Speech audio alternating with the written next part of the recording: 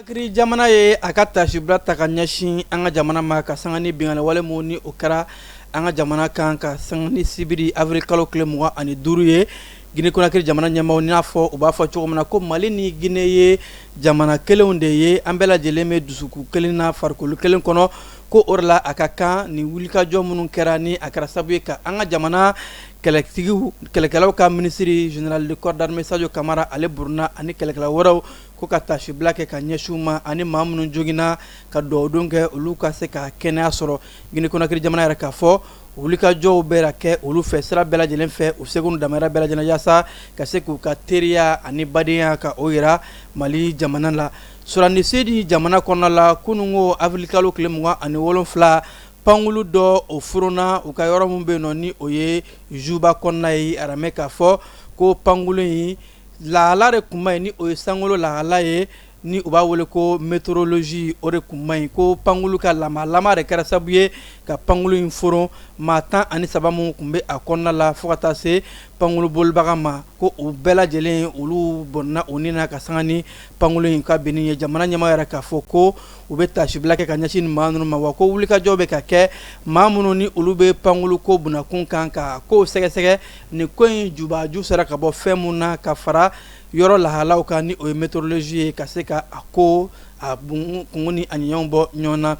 Kongo RDC jamana yaye ayara ka fo kunungo tene kubena fintigila ka kerenlen sigi fintigila kamu ni uluka ulika jomena ke sabuye ka sanumboro lakana bawko sanumboro konna la yara meka fo lakana balade nyonya nembe bingani walni joli bon o walo dunan ulube kata sanu ta chogo sugu bela jenna kata naye ni jamana kono den do uluka jamfanu ka bembe ye ani fokata se kuma be mawde be nyona basigi balao ko orla fintigila ka o yara ka fo akaka fintigila ka bolo kerengala ka sigi mumbe seka lakana ko ka asinsin minini damandinga bela jelen konna la yasa du jukor na fulo boli ka ke benin kelia ani basigi konna la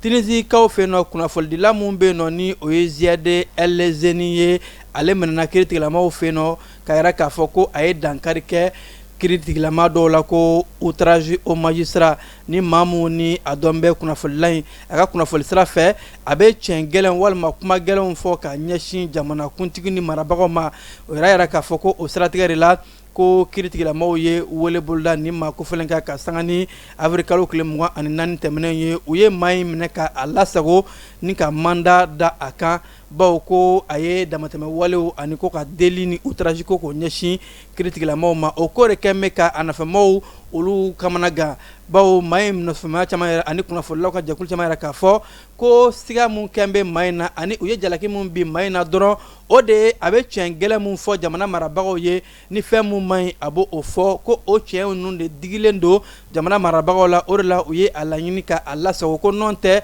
ko ay dankari ke critique la mawla ko o ko nun kembe ko warade ka seka kuna folla ni o ziadiye ka adatugu akana seka chengelon fo Nazarla jamana konna la Européen yara ka foko kele musaka buana ko sebe bawko ka sangani samba fla ani mwa ani duru temene ye na folo muni adona kele dafe ko o dago shutere ijofo dollar wari miliari bafla ani keme konontona dien kurukara bela jelen konna la samba fla ani mwan duru lama o chara dien fam bela jelen be ka fo kele o chara ko orewa yara ka fo keme sarala saba farla akan baw 2024 ta kuma obo ko wa samba fla ani muga ani woray de temno bayra ka fo ko chama me songa fara na folo kan dien kuru kara yare na folo mdo kala da fe bayra ka fo dien be dankum na bi dien ka kala na folo mumbe do marama fen ani kele labeni fema ko ote do dien foi la tuguni o bayra ka fo maukanga u yere mine bela jelen kan ke basi karamogo ye ani benin kilia be kan ke o maye baw ko kelebe ka dadigi mun ke dien na fuluko la a fanga ka bon ko sebe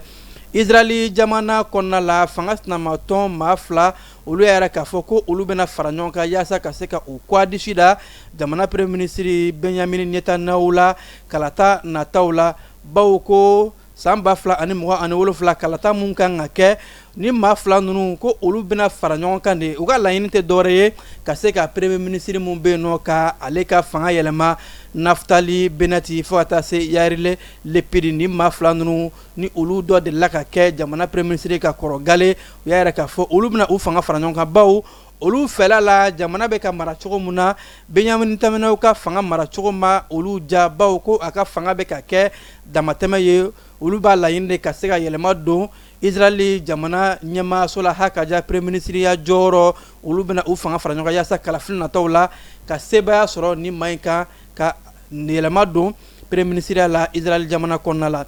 Irisi jamana ye Iran ka kɔkancɛw ministre ka o bisimila kumaɲɔgɔn mun kɔnɔna la ni Irisi jamana ɲɛmaa Vladimir Putin ale ni Israeli kɔkancɛw ka ministre ka ɲɔgɔn ye o kɔnɔna la Abbas Agarashi Irisi y'a yɛrɛ k'a fɔ ko olu bɛna wulikajɔw kɛ u se ni u damara bɛɛ lajɛlen na ka kɔrɔmadon ta ka ɲɛsin Iran ma bawo ko Iran ni Ameriki ka kɛlɛ in na a ka kan maa ka se ka sɔrɔ mun bɛ Iran kɔkɔrɔmadon wa Irisiw ka kɔrɔmadon na u y'a yɛrɛ k'a fɔ ko kɛlɛkɛminɛn ko bɛna kun kan hali ni olu ye wulikajɔw kɛ o la k'u bɛna ko min kologiriya o de ye kumaɲɔgɔn ye Irisikaw ka kumalasela ni o ye fanga kumalasela ye porte-parole yɛrɛ k'a fɔ ko nin waati laban ninnu na ko olu bɛna fɛlɛn dabali bɛɛ lajɛlen kɛ yaasa ka se ka wulikajɔw boloda ni kuma in na ka taa se Ameriki jamana ma ko bɛn ni keleya kumaw a ka fɔ basigi kɔnɔna la kumaɲɔgɔnw ko o de nɔ tɛ o de bɛ se ka kɛ sababu ye ka mugu ni kisɛw ka olu jɔ bawo ko maramafɛn tɛ kɛ sababu ye ka na ni basigi ye k'a ka kan nin waati in na bɛɛ lajɛlen ka se ka bɛn basigi ani kumaɲɔgɔn k'o bila sen kan bawo ko o kumaɲɔgɔn de bɛ kɛ sababu ye basigi bɛ se ka na diɲɛ kurukara kɔnɔ bawo ko nin ko in kɛ mɛ sababu ye ka gɛlɛya lase diɲɛ mun ma a bɛ ka maaw kamana gan k'a ka kan kumaɲɔgɔn ninnu ka se ka bila sen kan yaasa fan fila bɛɛ lajɛlen ka mugu ni kisɛ bila ka sigi k'a fɔ bɛn ni basigi o bɛ se ka sinsin jamana fila ninnu ni ɲɔgɔn cɛ cogo min na an ka sɔgɔmada in na kibaruya bɛ kuncɛ nin yɔrɔ in de la ka